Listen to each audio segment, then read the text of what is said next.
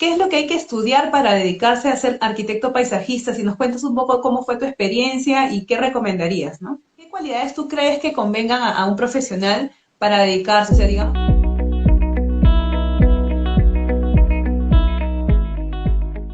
Buenas noches, chicos, ¿cómo están? Corazoncitos para saber que se me escucha bien, confírmenme. Hola, Marco, ¿cómo estás? Buenas noches. Hola, hola Stephanie, ¿cómo estás? Mientras se van conectando personas, vamos presentando este en directo. El directo es Arquitectura Paisajista. Tenemos de invitado al arquitecto Marco Pacheco. Él es arquitecto, es gerente general de la empresa Arbe Perú, que son líderes en jardinería, líderes en jardines verticales, ¿verdad, Marco? Marco es arquitecto profesional de la Universidad Ricardo Palma. Cualquier cosa me equivoque, Marco, tú me aclaras, ¿ah? Planeamiento estratégico, producción masiva y es fundador, como les dije, y director gerente de Arbe Perú, empresa fundada en el 2010 y hoy es líder en el Perú. Esta empresa especializada en el diseño y la implementación de infraestructura verde para edificaciones y ciudades a través de sistemas como los techos verdes, jardines verticales. Hoy día vamos a ahondar mucho en qué cosas es especialista esta empresa y en general los arquitectos que tienen la profesión el rubro de Marco. Y además también Marco dirige la empresa Carlstal, Alemania, y Verde Profilo, Italia, ¿verdad, Marco? Si me equivoco Así en es, nombrarlo. Ambas comercializan verde, soluciones y sistemas y producción, productos para la industria de la arquitectura y paisajismo. así Bienvenido, es. Marco. Bienvenidos Gracias. los que estén ingresando. Antes que inicie, como siempre, les agradezco el tiempo a todos los que están por aquí, a los que quieran aprender más. Los felicito mucho por estar con la intención de querer conocer más sobre su carrera, sobre la variedad que tenemos para poder trabajar como arquitectos y desempeñarnos en los rubros que nos agradan, ¿no, Marco? Empezamos por la pregunta básica. ¿Qué cosa es arquitectura en paisajismo, Marco? A ver si nos explicas todo. A ver, la arquitectura paisajismo ya ahora es una especialidad, ¿no? Hace unos años la arquitectura paisajista prácticamente en el país, hablo, no existía. Las áreas verdes siempre fueron consideradas como áreas grises en la construcción y era Claro. como, bueno, eh, qué espacio pon gras, Con ¿no? un Y jardín. así es, y el jardín era básicamente gras, ¿no? Ahora, cuando ya uno ingresa a este mundo, te das cuenta que pues hay un mundo entero dentro de lo que está, pero digamos, si lo sintetizas, es la utilización de la naturaleza, en nuestro caso, aplicada y mixeada con la arquitectura en general, ¿no? Cada vez más tiene que estar inherente a un arquitecto conocer y desarrollar este tipo de arquitectura dentro de sus proyectos. Si seguimos a los grandes arquitectos del mundo, todos, y digamos, y por una tendencia también en la construcción y una forma del nuevo desarrollo de la construcción, te obliga de alguna forma, entre comillas, a tener que contar con este tipo de tecnologías dentro de la concepción inicial desde el diseño, ¿no? Porque involucran muchos aspectos, ¿no? Como la puesta del sol, el asoleamiento, el viento, la lluvia, todos los agentes de erosión, todo lo que participa realmente en la naturaleza. Claro, y la integración, digamos, de un espacio, ahora se integra mucho también por el tema de la arquitectura sostenible que está, no decir de moda, sino es lo que ahorita nuestro planeta necesita. Entonces, la arquitectura paisajismo, imagino, está en auge, ¿verdad?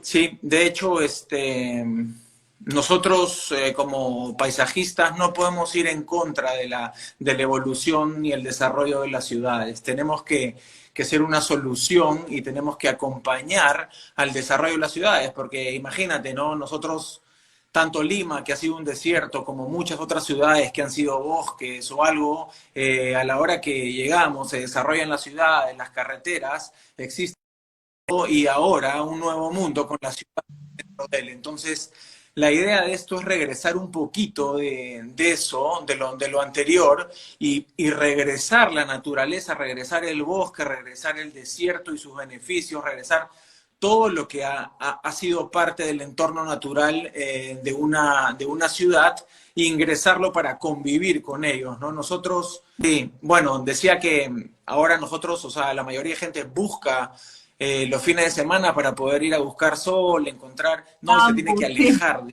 de, Ajá. de las ciudades.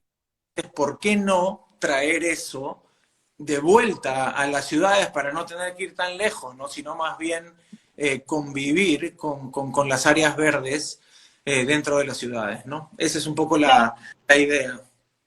Como bien dices, claro, en las ciudades una de las necesidades, digamos, de las personas es, como dices bien, convivir con el área verde y realmente creo que existen estudios que las personas realmente en lugares y edificaciones que cuentan con arquitectura verde llevan, digamos, un mejor semblante, cuentan con mejor productividad, digamos, se desempeñan mejor, sea laboralmente o incluso en viviendas.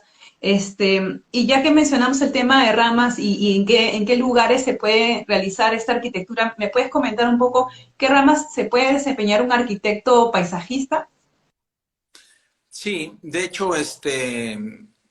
hay un campo abierto, así como, no sé, en la arquitectura existe la construcción, el diseño, la supervisión, la gerencia de proyectos. De hecho, en el paisajismo está desde la parte más básica, que es más básica y tan al fin y al cabo pura, que es la propia planta, ¿no? Todo lo que involucra a la planta y bueno, y también pues todo lo que está ya aplicado al tema de proyectos, no tanto como el diseño o la implementación de proyectos paisajistas, que hay muchas fases, ¿no? Porque hay partidas muy especializadas como la impermeabilización, como la parte El de, riego, digamos, riego tecnificado también.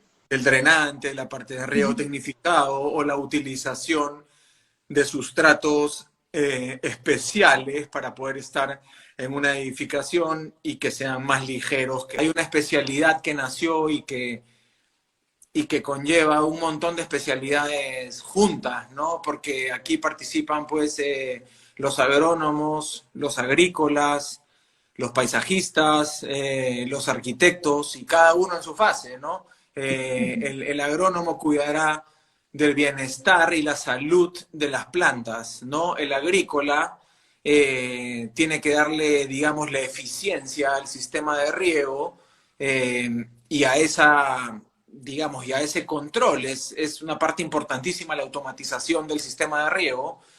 Luego el paisajista a la parte del componente del diseño y el arquitecto a la concepción y unir todas esas variables en general y ponerlas en un proyecto, además encima con gente, con otras partidas, con otras subcontratas que también están construyendo, entonces hay un manejo de tiempos, de fases, de ingresos, porque igual todo esto conlleva garantías y, lógicamente procesos en el propio desarrollo de la obra, ¿no?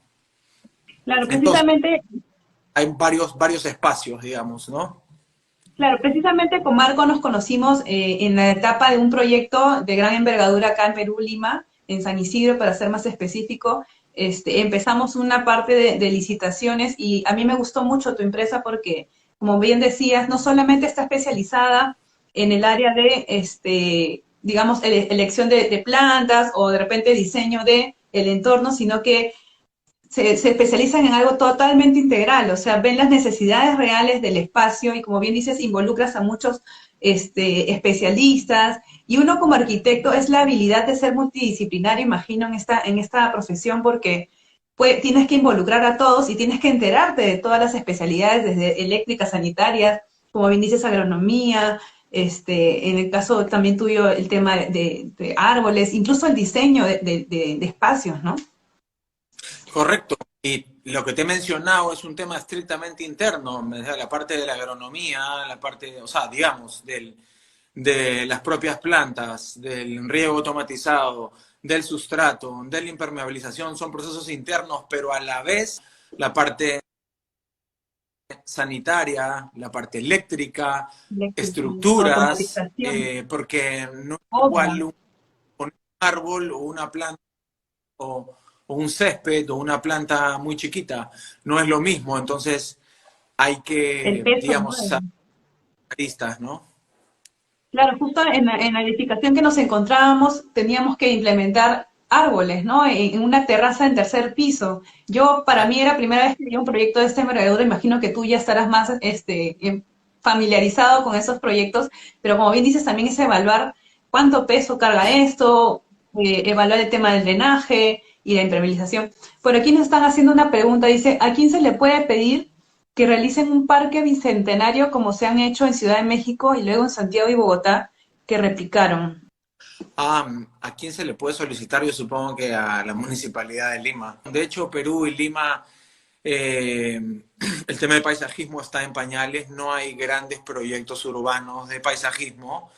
Digamos, podrían ser los parques zonales, el parque de aguas, ¿no? Que es un parque trabajado con diseño, pero bueno, tiene que estar cerrado y controlado, no es un parque donado digamos, a urbe, ¿no? Al espacio público, claro. Muchísimo por hacer, hay algunas iniciativas, de hecho las municipalidades de San Borja, San Isidro, Surco, Miraflores, tienen Claro. algunas iniciativas, digamos, en materia de construcción y desarrollo sostenible o la utilización de sistemas aplicados al paisajismo ¿no? O al área verde en general, ¿no? Así es. Incluso tienen, estas municipalidades que mencionas tienen áreas para cuidado de áreas verdes. Recuerdo que en ese proyecto que estuvimos tenían un especial cuidado con los árboles que se encontraban existentes en el espacio y tuvimos que hacer el regado, el acordonado, el cuidado y el podado y todo ese tipo de cosas. E incluso hicimos la movilización de ciertos árboles, que fue todo un proyecto demasiado, digamos, específico para el tema de árboles y se siente bien, digamos que desde ya algunas municipalidades ya estén ahondando en el cuidado de áreas verdes, pero como bien dices, hasta el momento, digamos, arquitectura en paisajismo acá en Perú se especializa más en el sector privado, si no me equivoco, ¿verdad? Así es. La mayor cantidad de iniciativas, si no es la mayoría de nuestros proyectos, están con el sector privado, ¿no? Edificios corporativos, universidades, mucho, hoteles, restaurantes, locales comerciales y proyectos particulares, centros comerciales, ¿no? Y proyectos particulares en donde no solamente hay una iniciativa desarrollarlos porque sí, sino ya existe una reglamentación donde, digamos, de alguna forma estás obligado a utilizar sistemas que favorezcan a espacios o áreas verdes dentro de las edificaciones, ¿no? En otros países son mucho más estrictos. Si tú vas a intervenir una casa en un terreno de 1000 metros, pues tienes que devolverle a la ciudad, no sé, el 80% de ese metrado que vas a erosionar, se lo tienes que devolver con tecnología ambiental, ¿no? ¿No? Ajá. Porque el área verde ahora está considerada, digamos, el área verde dentro de la ciudad, dentro de un edificio, dentro de un multifamiliar, una universidad, está considerada y es más valiosa que un área vendible, inclusive, porque el área vendible, el área construida de una oficina o de lo que fuese, de un local comercial, funciona una cantidad de tiempo al día, ¿correcto? No sé, abre 7 de la mañana, cierra a las 9 de la noche, no lo sé, una oficina. En cambio, el área verde funciona 24/7. Entonces, Durante toda la vida. todo el momento esa área verde está generando, todo el momento el área verde está impactando a la sociedad. Por lo tanto, es tan o más importante que un área Productivo. que es un espacio de oficina, ¿no? Claro. Entonces, sí, o sea, las áreas verdes ya de por sí tienen muchos beneficios, ¿no? En su parte climática, primeramente, le hace climática técnica, ¿no? En la reducción de calor, en la protección de rayos, en sentir un espacio más fresco. Luego tiene los beneficios psicológicos, ¿no? Tú hablabas de una mayor productividad, una mejora del ánimo, recuperación de enfermos en los hospitales, por eso tecnologías se usan mucho en clínicas, en hospitales. Y luego tienes pues los beneficios económicos también, ¿no? Ahora estas iniciativas, digamos, municipales o por parte del gobierno para, eh, digamos, encontrar beneficios económicos a través de la utilización de áreas verdes o temas de autoconsumo también, ¿no? Todo lo que se puede desarrollar a través de estas tecnologías se abren pues a muchos negocios, ¿no? Tú podrías hacer una fábrica de beterragas en un techo si quisieras, ¿no? Entonces sí es muy abierto, ¿no? Hay un mundo grande que conocer y que explorar, ¿no? Y acá nos mencionan, por ejemplo, en Ciudad de México se han hecho parques que elevaron la plusvalía de las zonas, Santa Fe, y han desarrollado un atractivo turístico con el florecimiento de las jarandas de Polanco. Y, o sea, intervenir ahorita en el tema, digamos, del Estado para que pueda invertir en espacios públicos, digamos, ¿qué crees que le falte ahorita a Perú para entrar en esa onda, en esa, porque el nivel de inversión que requiere, digamos, el área verde debería ser tratable para el Estado? Sí, de hecho nosotros, cuando nosotros iniciamos Arbe hace, ya hemos cumplido, estamos del 2010 y hemos cumplido 11 años.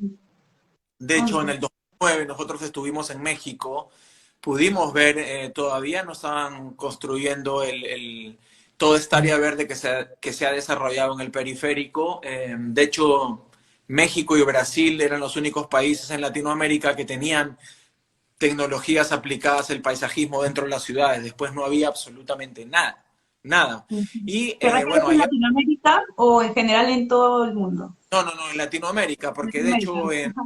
En Europa, España, claro. Francia, Ujú. Holanda, sí, pues ya vienen más avanzados, ¿no? Hace tiempo, Pero en claro. América, México y Brasil lideran. De hecho, nosotros nos capacitamos allá con una empresa que es la empresa más grande ahora en México, quienes fueron los que desarrollaron el periférico, que es una especie para nosotros del tren eléctrico, Ujú. que hicieron todo un tratamiento de columnas, entonces tiene un sistema de monitoreo donde la misma comunidad puede intervenir en avisar y todo eso, ¿no? Entonces Ujú. hay un circuito, digamos, simpático donde este tipo de proyectos empieza a impactar y empieza a funcionar tanto en regeneración urbana como en, pues, qué sé yo, mejorar espacios y darle estética también a la urbe, ¿no? También, lógicamente, están los beneficios estéticos, pero sobre todo el hecho de que el verde tiene que estar, pues, ¿no? O sea, tiene que convivir con la gente porque lógicamente mejora la calidad de vida de las personas, ¿no? Exacto, y de hecho mejora también el valor de venta, o sea, definitivamente tiene mucho más valor y creo que en Sí, porcentual está en 20% más valor que uno que no, ¿no? Entonces, y así ya que es. estábamos hablando un poco de esto, ¿qué relación tiene? Evidentemente, la arquitectura paisajista tiene una relación bien amplia con la arquitectura sostenible, pero al menos acá en Perú, digamos, yo sé que por lo menos hay edificaciones en Lima, algo de 200 edificaciones en todo el Perú, perdón, destinadas a arquitectura sostenible, si no son más. Pero ¿qué relación guarda, digamos, la arquitectura paisajista y en qué beneficia la arquitectura sostenible, digamos?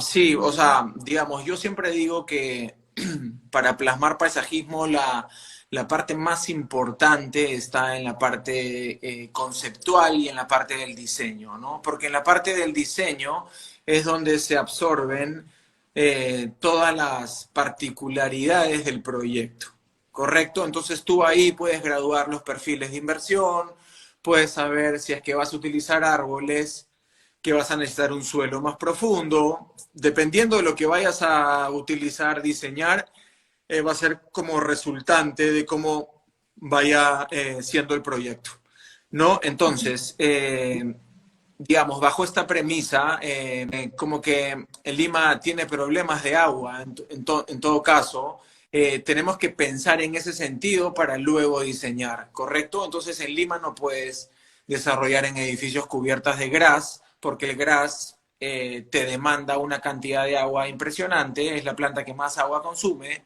necesita un Ujú. sistema de inyección de agua más pesado, por lo tanto, no está siendo congruente con la utilización del agua, ¿no? Por lo Claro. tanto, no es sostenible.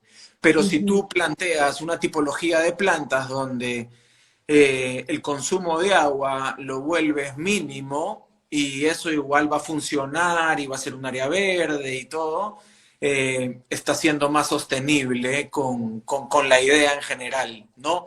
Lo Claro. mismo con de dónde proviene el agua. A veces el paisajista le dicen, bueno, te cuelgas de aquí para adelante, pero de dónde proviene el agua es importante, ¿no? En un edificio ahora está más regulado, va a haber una planta de tratamiento de Claro. aguas capturadas Residuales. grises o agua, Ujú. y eso, digamos, se vuelve después de tratar, se vuelve a inyectar para regar las áreas verdes, ¿no? Entonces Ujú. no es lógico que se rieguen las áreas verdes con agua potable de Sedapal, ¿no? Entonces Claro. son muchas de esas variables que hay que, digamos, unir, porque al final ese es el resultante del proyecto. Igual pasa con la automatización, ¿no? Eso es el control futuro de las áreas, es al margen del paisajista o de la constructora o del dueño de la constructora, es cómo opera esa área verde después de 10 años, Y que cuando se ya está mantenga, exacto.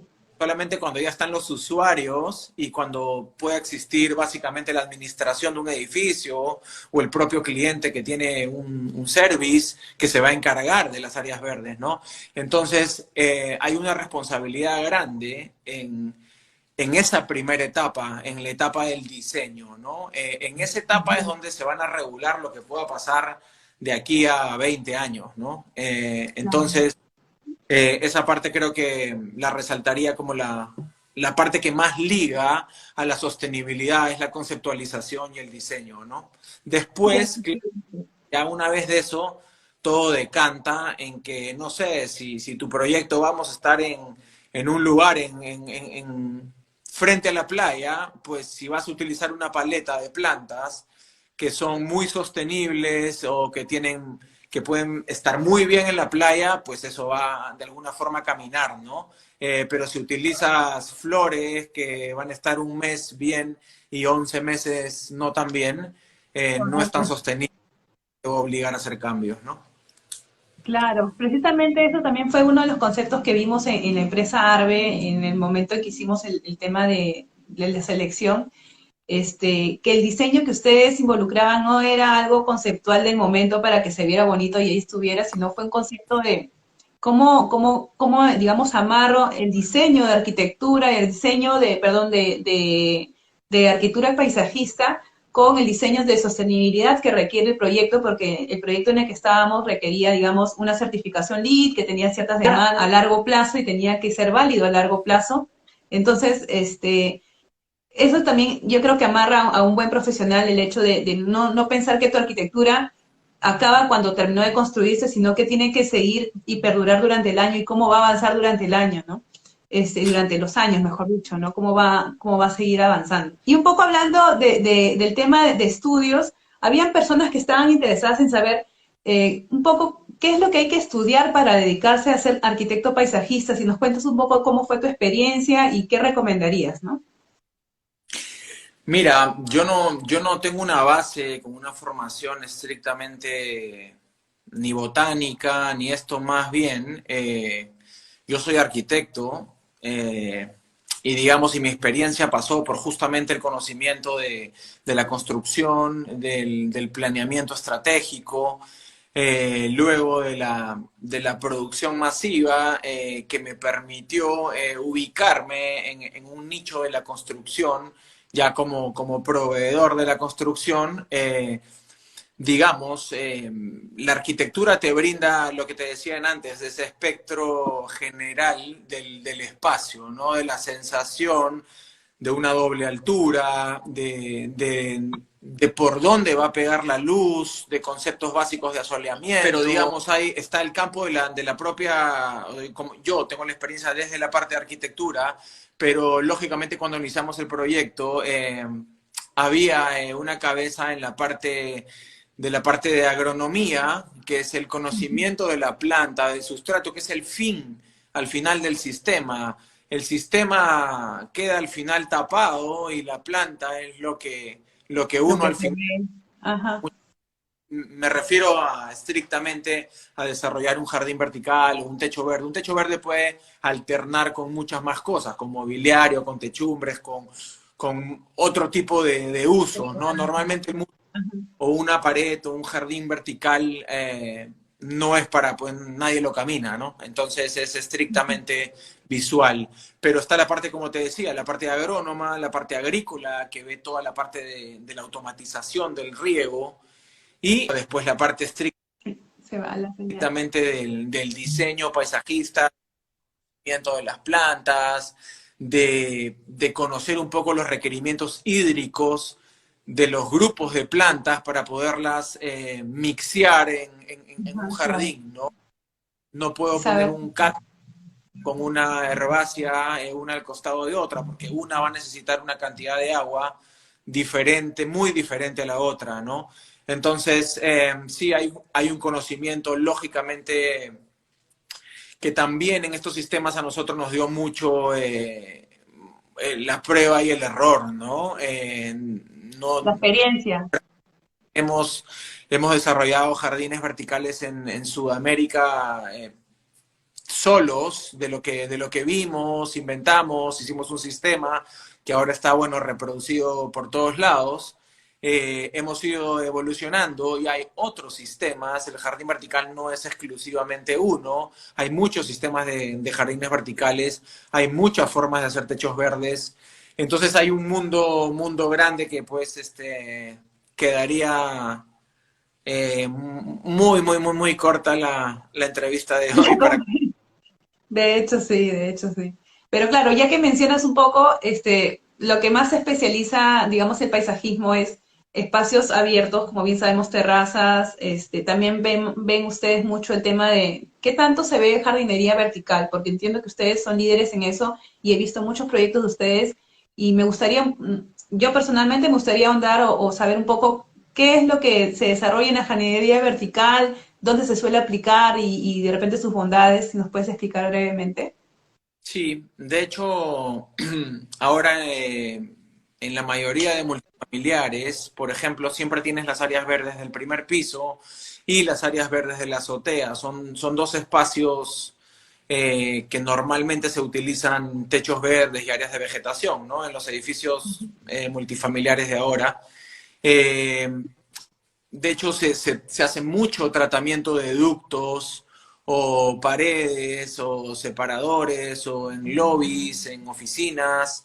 Realmente en la construcción el área verde tiene un ingreso, ahora es muy valorada. Hay muchas formas de intervenir un área verde, no estrictamente con un tema vertical.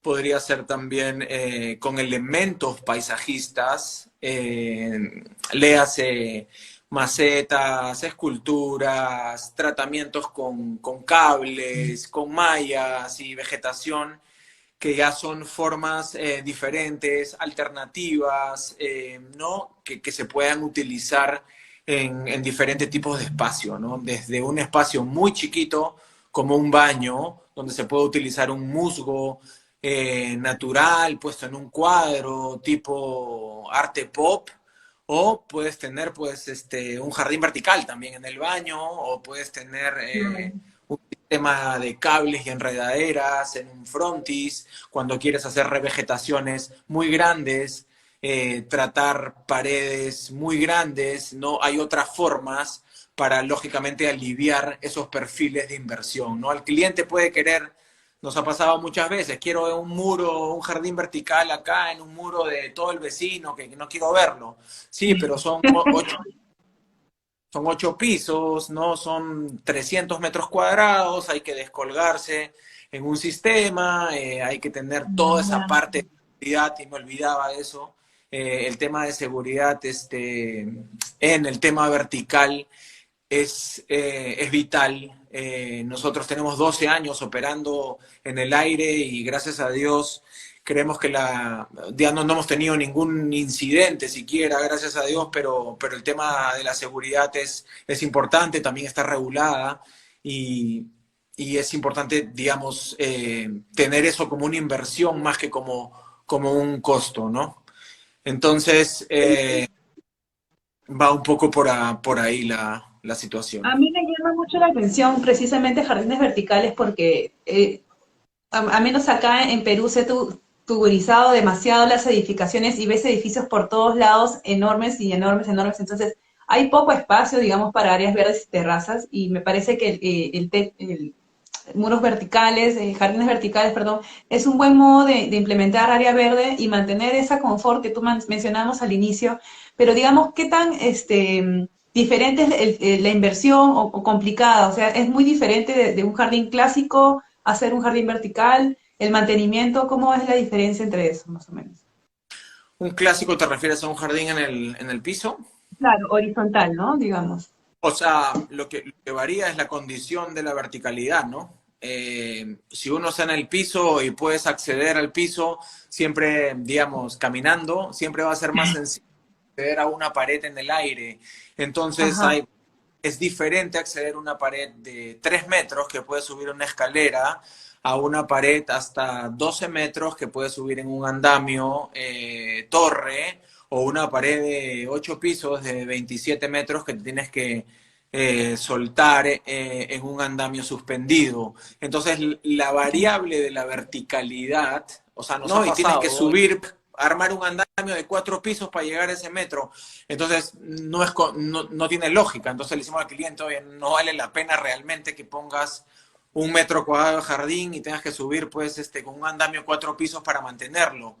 No, la premisa aquí es, donde hay área verde, tienes que poder acceder frontalmente, ya sea colgándote, ya sea poniendo un andamio, ya sea poniendo una escalera, siempre Con un porque espacio, digamos, tiene que darte la flexibilidad de poder llegar al con último rincón, mantenimiento. porque si hay un abonamiento, necesitas acceder, ¿no? Entonces, claro, digo, ¿Cómo si tienes que hacer un cambio o algo, poder acceder al muro, ¿no?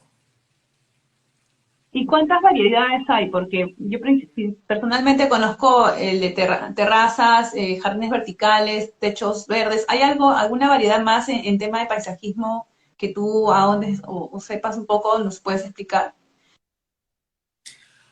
Lo que pasa es que el paisajismo es un arte, o sea, no solo involucra las plantas, el paisajismo es el tratamiento de pavimentos, senderos, mobiliario urbano, iluminación, La integración de todo, digamos, ¿no? exacto, es la propia iluminación de las áreas verdes, entonces, en También. su concepto más allá, ¿no? Está súper vinculado a la arquitectura porque pues convive con ella, crece dentro de ella, la arquitectura se amolda para la naturaleza y viceversa. Entonces, no, o sea, están los techos verdes, están los jardines verticales, están todos estos tratamientos paisajistas que te digo, que pueden ser escultóricos, pueden ser macetas, pueden ser mallas o cables, hay muchos sistemas de revegetación, envolventes, las mallas sirven para generar envolventes en los edificios, entonces si tú tienes, digamos, una fachada enmallada, cuando la planta crece, en verano te controla el ingreso de luz solar y el asoleamiento. Por lo tanto, tú tienes un ambiente fresco y Como una cortina. tú puedes trabajar con la luna abierta. ¿Verdad? Si tú haces en un banco, un edificio de oficinas, imagínate, estás completamente encerrado y estás 100% del tiempo con aire acondicionado y con iluminación artificial, ¿correcto? En cualquier edificio de Lima pasa eso, salvo Sí. los gerentes que tienen su oficina ahí mirando, Su- El golf y esto, sí. están en el medio y están totalmente climatizados todo el tiempo. Pero ¿qué pasa si tú tratas al clima con tecnología? Entonces, estas envolventes, cuando crecen, te permiten que no se genere el asoleamiento y que el espacio esté más fresco. Podrías ahorrar en aire acondicionado y en iluminación. No, Combinación. no es poca cosa. Y en invierno es al revés. En invierno esta enredadera está más pelada, entonces te deja pasar la iluminación. ¿no? Entonces Mm, te deja pasar la iluminación y tienes una iluminación y no necesitas prender, pues, lógicamente en otros países con climas extremos manejan calefacción y otras cosas, pero Lima debería, y es tan, o sea, poca gente tiene calefacción en sus casas, ¿no? Entonces es un clima que es benévolo para aprovecharlo de buena forma, ¿no? ujú. Claro, precisamente lo que dices es la intención de abrir un poco la mente, de pensar de que a veces paisajismo es simplemente poner plantas por aquí, plantas por allá, sino que ya conlleva, y yo lo que decía también acá en Archimentoring, el arquitecto paisajista tiene la capacidad de hacerte todo el diseño de exteriores y de terrazas y hacerte la integración de tu arquitectura con la integración, como dices tú bien, de la naturaleza y es, para mí me parece un rubro bastante amplio y bastante fortalecido y deberíamos ahora ahondar bastante en cómo poder desempeñarnos más en este rubro para poder traerlo un poco más acá a nuestro país y en general a países latinoamericanos que en realidad el planeta lo requiere, ¿no?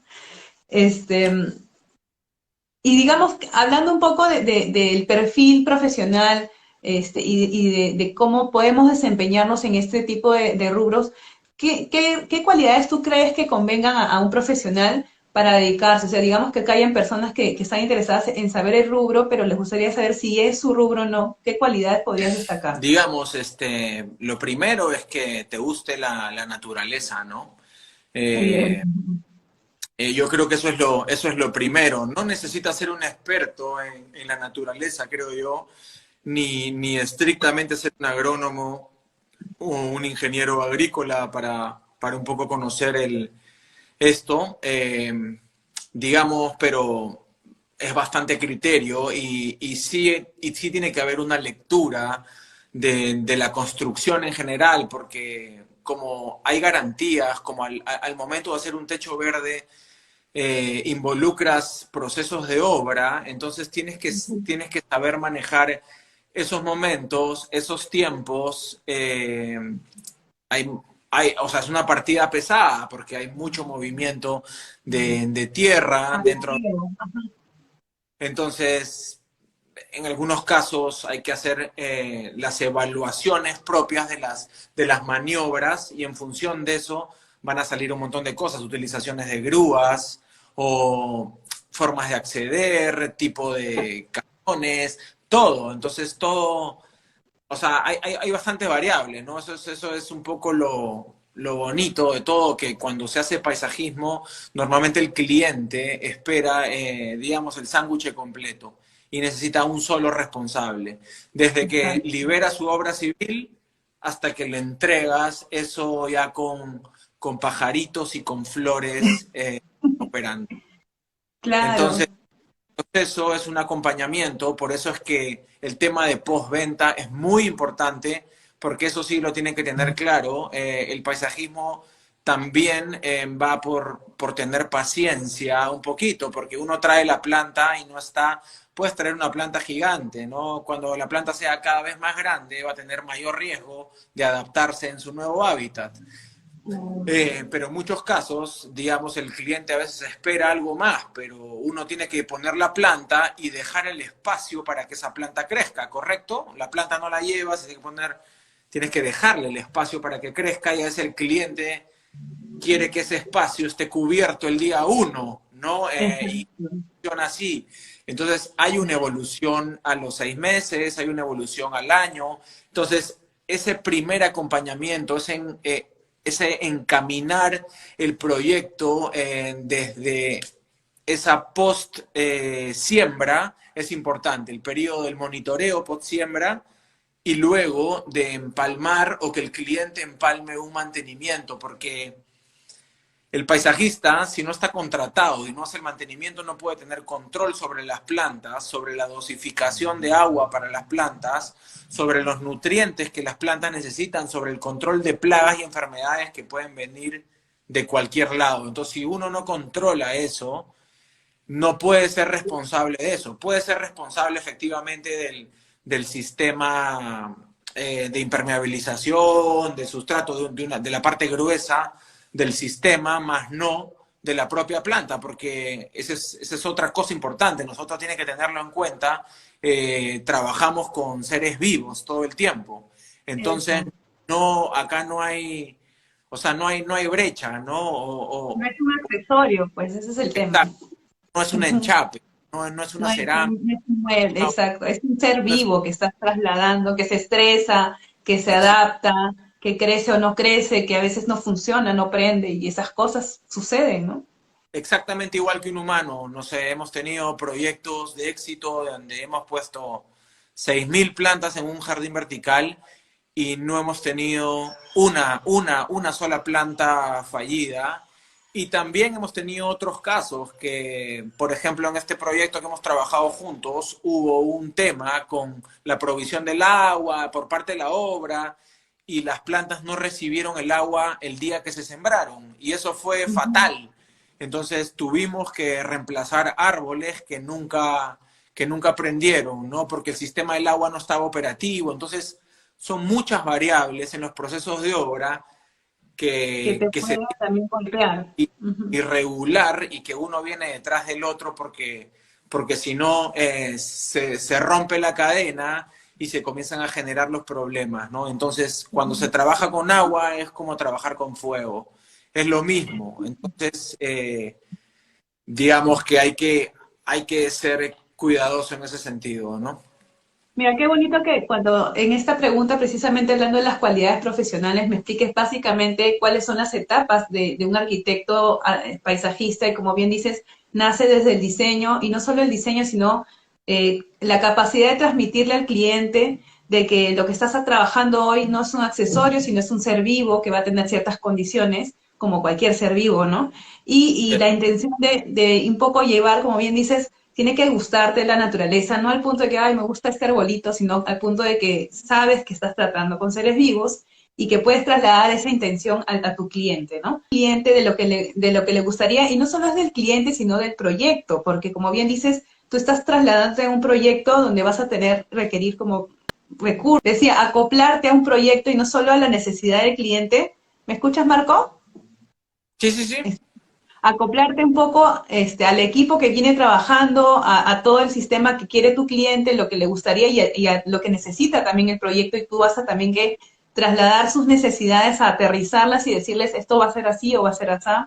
Luego pasas a una etapa de obra y de construcción en donde vas a tener que jugar las variables y como bien dices, el tema de jardinería y de paisajismo en general es demandante en un equipo al inicio porque hay mucha gente moviéndose en todo el edificio, trasladando todo, porque tiene que ser también en tiempo récord, porque como bien decimos, la planta tiene que ser cuidada con mucha delicadeza y en obra usualmente todo es muy grueso y muy tosco, entonces es como que jugar en eso también.